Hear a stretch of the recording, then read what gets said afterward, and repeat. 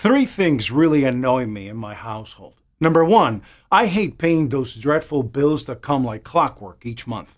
Number two, more and more of the devices, electronics, vehicles, and appliances in my home are powered by batteries, and I just hate constantly having to replace these batteries.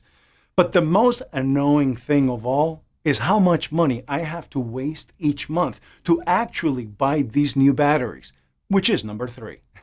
That's why I was so thrilled to find out the simple and easy way to revive old used batteries so I can reuse them instead of going out and buying new expensive batteries.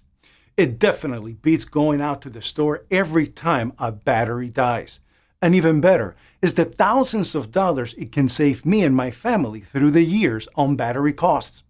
Reviving old used batteries is now simple to do. And this new method can even eliminate the need to buy a new car battery. It's amazing. You have to check this out. If you want to learn how to revive old used batteries, click the link below now. Stop wasting money buying new, overpriced batteries. Instead, click the link below now and learn how to recondition and reuse your old batteries.